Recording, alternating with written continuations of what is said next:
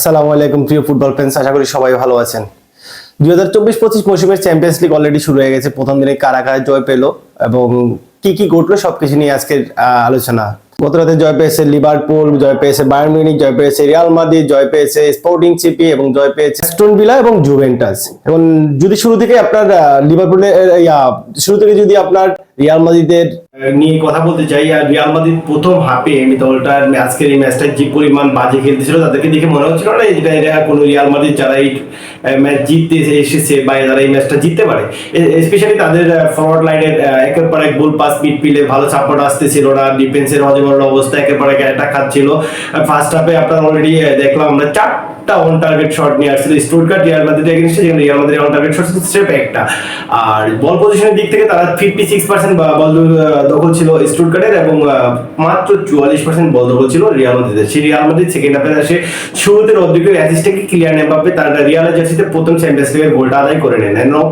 Second গোলটা Antony রুডিগারের আসে আপনার লুকা মদ্রিচের করা একটা কর্নার কিক থেকে। আর লাস্টের যে চোখ দোকানো গোলটা ছিল রিয়াল মাদ্রিদের, সেই গোলটা একমাত্র গোলটা করেন লাস্টের এনরিক। সেটা হলো ঠিক ডিবক্সের বাইরে থেকে তার সেই রকেট গতির একটা শট থেকে বলটা জালে জড়িয়ে যায় এবং রিয়াল মাদ্রিদ 3-1 ব্যবধানের জয় করে।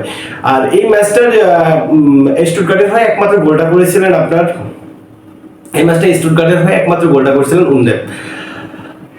তো রিয়াল মাদ্রিদ এই ম্যাচে জয় নিয়ে এবং তারা তাদের চ্যাম্পিয়ন্স লিগ হয়তো স্পোর্টলি স্টার্ট করে ফেলছে, কিন্তু তাদের এই যে শুরুটা যেভাবে হলো সেই জিনিসটা হয়তো অনেকেরই কাম্য ছিল না। আর অপরদিকে যদি লিভারপুলের কথা বলি, লিভারপুল এই ম্যাচটা এসি মিলানের সাথে শুরুতেই প্রায় 6 মিনিটের মাথায় তারা একটা গোল কনসিড করে ফেলছে। 6 মিনিটের মাথায় লিভারপুল একটা গোল, আলভারো মোরাতার অ্যাসিস্ট থেকে গোলটা করে ফেললেন আপনার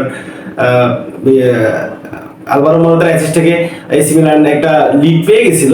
সেই লিডটা বেশিরভাগ অবশ্য ডোপে টিকিয়ে নিয়ে এসি মিলানের লিভারপুল একে 3টি গোল দিয়ে তারা 3-1 গোলের ব্যবধানে ম্যাচটা জিতে নেয় এবং আর্নি স্লটের দল আপনার লাস্ট প্রিমিয়ার লিগ ম্যাচ হেরে গিয়ে চ্যাম্পিয়ন্স লিগে অন্তত একটা দুর্দান্ত জয় পেয়েছে। আর বিশেষ করে যদি বায়ার্ন মিউনিখের কথা বলি, একটাতে পুরো রাতটা ছিল বায়ার্ন মিউনিখ, যেখানে আপনার হ্যারি কেইন একাই 4টা গোল দিয়েছেন। আর টোটালি বায়ার্ন মিউনিখ তো মাত্র বলবো না, থাক বেশি বলি, 9টা গোল দিয়েছেন। যদিও 9টা গোল দিল, তারা 2টা গোল খেয়েছিলেন। প্রথম তারা 3টা গোল দিয়ে 2টা গোল খেয়েছে এবং পরে আরো 7টা গোল একে যোগ করে এবং একটা সময় দেখা গেছে তারা মোটামুটি 9টা গোল দিয়ে এই ম্যাচটা খুব এক পেশে করে জিতে। আর বায়ার্ন মিউনিখ সবসময় আমরা দেখি গ্রুপ পর্ব, রাউন্ড অফ 16, সেমিফাইনাল এই ক্যাটাগরি ম্যাচগুলোতে নরমালি একটু চ্যাম্পিয়ন্স লিগে তাদের নিজেদের আধিপত্যগুলো ধরে রাখে এবং খুব ভালো পারফর্ম করে তাদেরকে জানান দেয় এবং তারা সেটাকে ক্যারি করে। এই ছিল বায়ার্ন মিউনিখের অবস্থান। আর অপরদিকে যদি আপনার জুভেন্টাসকে বলি, জুভেন্টাসের আজকের ম্যাচটা চ্যাম্পিয়ন্স লিগের প্রথম ম্যাচটা জিতাটা খুব একটা অ্যাস্টন ভিলা যথারীতি তারা উনাই এমেরির দলটা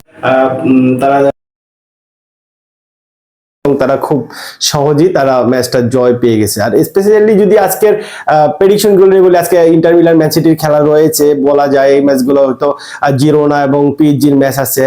এই ম্যাচগুলো আরো হাই ভোল্টেজ ম্যাচ হবে রাতে একটা, আপনারা এগুলো ফলো করতে পারেন। ইন্টার মিলান ম্যান সিটি কে ম্যাচটা জিততে পারে, আর জিরোনা পিএসজি ম্যাচটা নিয়ে আপনাদের কি মতামত সবাই জানাবেন।